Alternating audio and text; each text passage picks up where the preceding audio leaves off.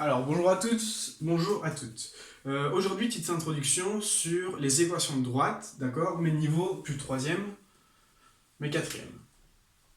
Alors, pourquoi en quatrième ça change? Alors, on a vu qu'en troisième, une équation de droite pouvait être caractérisée par la formule suivante. Y est égal à mx plus p, d'accord? Mais donc, il y a un petit problème avec cette formule. Si je veux représenter une droite horizontale, qu'est-ce que je vais devoir faire? Je vais devoir définir pour une image, pour tous les x, d'accord, la même image. C'est-à-dire que pour tous les x, je vais avoir la même image en y. Comment on fait ça? Il suffit tout simplement de multiplier x par 0, d'accord? Il faut que x n'influence pas sur y, d'accord? Et donc, qu'est-ce qu'on va avoir? On va avoir y qui est égal à 0 fois x plus p, d'accord? Et donc, pour tous les x, ça va toujours être égal à 0, et donc tous les y seront égaux à p. Donc, je vais avoir une droite parallèle à l'axe des x, d'accord? Et donc, qui est en p ici. Cette droite-là, pour tous les x, ok, si je remplace dans cette formule, je vais avoir p, ok? Mais à ce moment-là, que devient notre vecteur directeur? On avait vu que notre vecteur directeur, u, il était caractérisé par un m, d'accord? Et donc, si j'ai 0, je vais avoir u vecteur qui est égal à 1, 0. Et donc, ça veut dire que mon vecteur, il va augmenter de 1, mais il va monter de 0. Donc, en fait, c'est bien ce qu'on a. Il augmente toujours, mais il ne monte jamais, d'accord? Il ne monte jamais de 0. Voilà, donc ça, c'est dans le cas où je veux avoir une droite parallèle à l'axe des x. Maintenant, si je veux une droite perpendiculaire, une droite qui est définie, donc, pour un x, d'accord, et qui va avoir une infinité d'y différents. À ce moment-là, qu'est-ce qu'il faut faire? On a vu que notre vecteur directeur, il devait monter, d'accord? Donc plus notre vecteur directeur est grand, plus ça monte. Donc en soi, il faudrait faire tendre notre vecteur directeur vers l'infini. Mais même si on tend vers l'infini, on ne sera jamais à une perpendicularité propre, d'accord? Donc vraiment perpendiculaire. Si on le fait tendre vers l'infini, ok, il va monter très très vite et très haut, mais il ne sera jamais totalement droit. D'accord? Alors, on a inventé une nouvelle notation pour l'équation qui nous dit qu'en soi, une droite, elle peut être caractérisée par la forme suivante. AX plus BY plus C qui est égal à 0. Alors, qu'est-ce que cette équation nous dit de plus? Tout simplement, je peux avoir par exemple B qui est égal à 0. Donc, si j'ai B qui est égal à 0, je vais avoir AX plus C qui est nul. Et donc, qu'est-ce que je vais avoir? Je vais avoir donc X qui est égal, et donc je passe mon C de l'autre côté, donc moins C sur A. Et donc, pour tous les X, je vais toujours avoir une seule image. Donc, ça veut dire que je vais pouvoir avoir une droite perpendiculaire. D'accord? X, il sera toujours égal à moins C sur A. Il ne peut pas avoir d'autres valeurs. Ok? Et donc, ce point-ci, ce sera moins C sur A. Voilà, voilà. Et donc, c'est pour ça qu'à l'aide de cette équation-là, et maintenant, on a pu définir des droites pleinement perpendiculaires. Des droites qui n'auront qu'un seul x. Et une infinité d'y, bien évidemment. Voilà, voilà. Alors, donc, on oublie ceci, on zappe, et on passe à ça. Alors maintenant, j'aimerais retrouver mon coefficient angulaire. Comment je vais faire pour retrouver mon coefficient angulaire? Je vais tout simplement passer de cette équation à la précédente. Donc, quand j'avais y est égal à quelque chose. Donc, je vais devoir isoler mon y.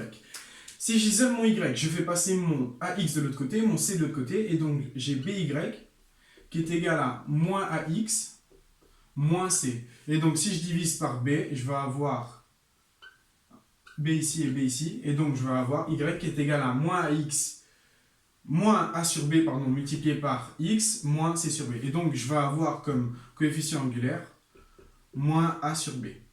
Donc lorsque j'ai ceci, mon m est égal à moins a sur b. Et mon p est égal à moins c sur b. Voilà, voilà. Alors, maintenant, j'aimerais bien définir la droite. Comment je vais tracer une droite? Bon, on va trouver une autre formule. D'accord? Et donc, c'est ces formules qui interviennent dans le programme de quatrième. Pour tracer une droite, il nous faut soit deux points, d'accord? En deux points, je sais tracer une droite, soit un point et un vecteur directeur, et c'est tout, d'accord? Donc soit 2 points, soit un point et un vecteur directeur. Ok? Alors, comment on va faire?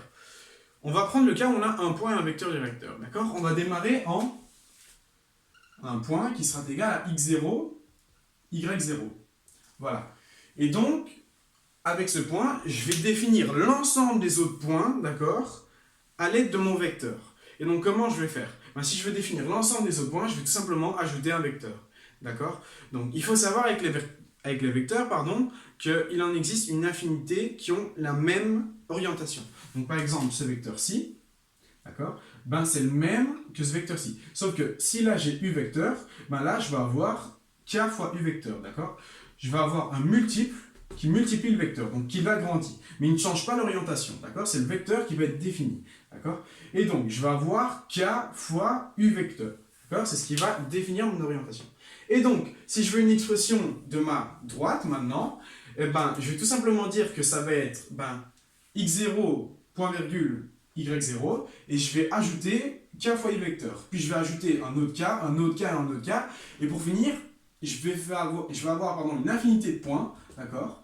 Donc à chaque fois que j'ai ajouté, et cette infinité de points va former une droite, d'accord? Et donc, si on écrit ça, qu'est-ce qu'on va avoir? On va avoir que pour définir la droite, je vais avoir l'ensemble de mes x, d'accord? À chaque fois, mon x, ça va toujours être égal au x0, d'accord? Au x0, avec lequel, eh ben donc j'ai mon vecteur u, d'accord? Eh ben je vais l'ajouter une fois, je vais l'ajouter deux fois, je vais l'ajouter trois fois, je vais l'ajouter 0,01 fois, 0,02 fois, et ainsi de suite. Et en fait, je vais l'ajouter k fois, d'accord? K fois. Attention, ici, je suis sur l'axe des x, d'accord? Je m'occupe des x. Et donc, mon vecteur u, je sais qu'il a des composantes en x et en y, qui sont ux et uy, d'accord? Donc, mon vecteur u est défini par ux, uy, d'accord? C'est ses composantes. Et donc, qu'est-ce que ça va devenir? Ben, ça va devenir, pour x, je vais démarrer en x0 et je vais à chaque fois ajouter k fois, et ben donc la composante en x, d'accord? La composante de u en x. Donc ux, voilà. Et pour y, je vais ajouter à y0 cette fois-ci, je vais tout le temps ajouter k fois la composante en y, d'accord? Et donc, ceci, d'accord, c'est ce qu'on appelle les équations paramétriques de la droite. C'est lorsqu'on a un point et un vecteur, d'accord? À l'aide de un point et un vecteur, je vais définir l'ensemble des points, d'accord, de la droite. En fait, c'est ce qu'on fait ici. On ne donne pas une équation propre à elle-même, comme ceci. Non, ici, on donne tout simplement, on va donner une définition. On va dire que x, ça va tout le temps être moins x0, plus un petit peu le vecteur, plus un petit peu, plus un petit peu. On va définir l'ensemble des points. On va définir l'expression algébrique qui définit chaque point, d'accord? Et donc, lorsque je définis chaque point, s'ils sont tout le temps alignés, je vais définir une droite, d'accord? Et donc, ça, c'est quand on a un point et un vecteur, d'accord? Un point et un vecteur, les équations paramétriques de la droite. Donc, ceci, ce sont les équations paramétriques de la droite.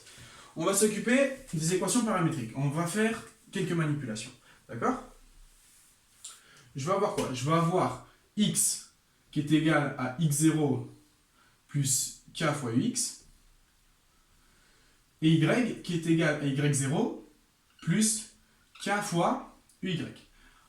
Voilà, je vais les réécrire au-dessus. Alors, un truc qui est déjà remarqué, c'est que dans la vidéo précédente, et donc au début de la vidéo, on a défini que u, d'accord, notre vecteur directeur, il pouvait être défini par le coefficient angulaire, d'accord? Et on avait quoi? On avait que u vecteur, c'était un m, d'accord? Et ici, dans nos équations, on va avoir u vecteur qui est égal à ux, uy. Et donc, si on veut exprimer m en fonction de ux et y, qu'est-ce qu'on va avoir? Je vais tout simplement définir que 1, ça va être ux, et que m, ça va être uy. Alors, à ce moment-là, on va obtenir que m, c'est égal à uy sur ux. D'accord? Et donc, comment le prouver? Il suffit tout simplement de remplacer m là-dedans. Donc, on va définir le vecteur u par 1, et donc m qui est égal à uy sur ux. D'accord? Voilà. Et donc, si je multiplie des deux côtés par ux, je vais avoir u vecteur qui est égal à ux et uy. Et ça, je peux le faire, d'accord? si je multiplie mes composantes par mon vecteur, j'obtiens toujours le même vecteur, mais qui a été multiplié, donc qui a une longueur plus longue. Okay, et donc, on vient de définir que le coefficient angulaire, c'était tout simplement uy sur x. Okay, une autre manière de le voir, j'avais dit dans la vidéo précédente que le coefficient angulaire, c'était mes composantes en y divisées par mes composantes en x. Okay, donc, mes composantes en y, ça va être quoi?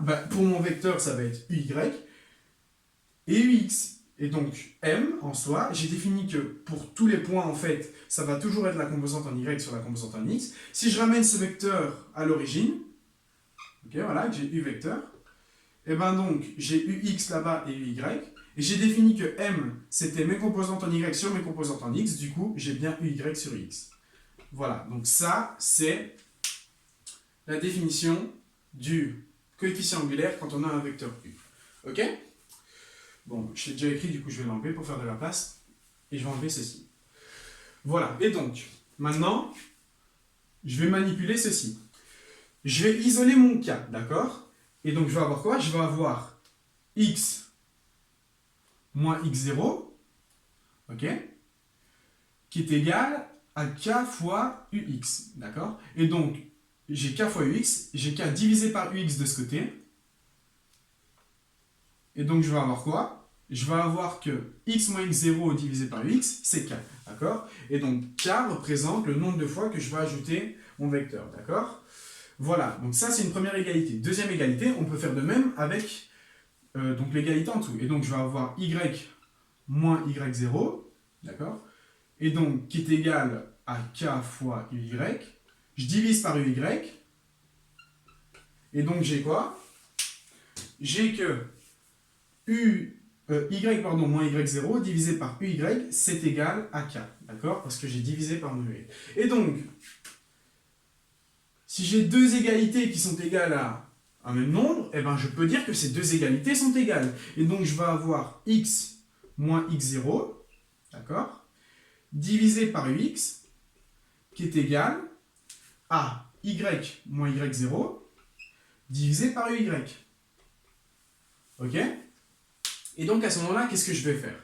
À ce moment-là, je vais passer mon y de l'autre côté, qui va devenir fois. Donc qu'est-ce qu'on va avoir? On va avoir, je vais l'écrire là-dessus, on va avoir x moins x0 divisé par ux multiplié par uy, qui est égal à y moins y0. Voilà. Bon, est-ce que vous suivez pour l'instant? Donc j'ai tout simplement isolé mon cas. Si mon cas est égal à une expression, mais qui est aussi égal à une autre expression, c'est-à-dire que les deux expressions sont égales entre elles. D'accord? Je fais passer mon y de l'autre côté, et j'obtiens ceci. D'accord? Et en fait, qu'est-ce que je vais faire? Je vais tout simplement mettre en évidence mon uy sur mon ux, d'accord? Qui va multiplier x moins x0. D'accord? Donc ici, je rappelle que lorsqu'on divise quelque chose, on divise... En fait, je peux mettre des parenthèses ici, d'accord? À chaque fois.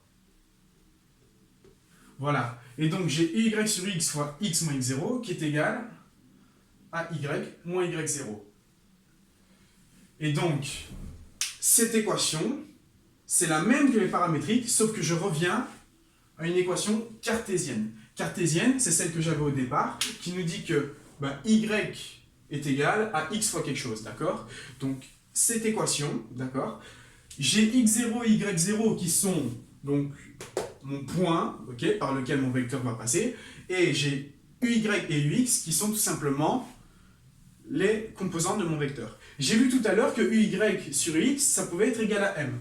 Alors on peut redéfinir tout ceci et dire que y moins y0, hein, donc je vais juste passer mon y à gauche et je vais mettre mon x à droite, c'est égal à m fois x moins x0. Ok, tout simplement. Voilà.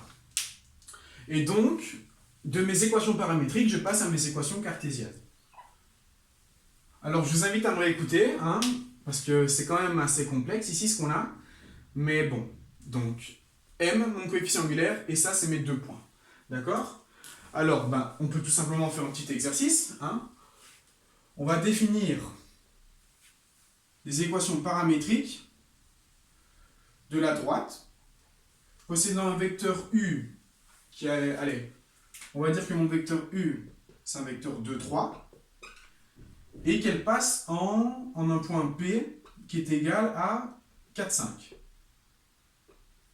Et bien, si je veux définir les équations paramétriques, je vais avoir x qui est égal, et donc x0, ben c'est 4, plus k fois ux, c'est mon 2, plus k fois 2, et mon y qui est égal, et donc à y0, donc 5, plus, et donc k fois uy c'est 3, et donc j'ai k fois 3.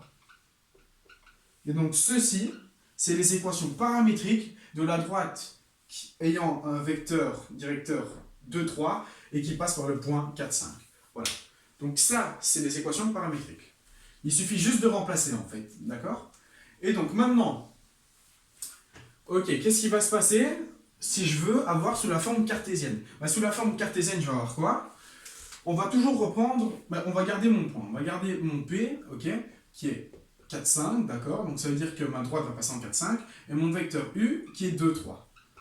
Et je veux une équation cartésienne, donc de ce type-ci. Et bien je vais avoir quoi? Je vais avoir ceci, d'accord? Qui me dit que je vais tout simplement la réécrire, et donc mettre UY sur UX dans un premier temps.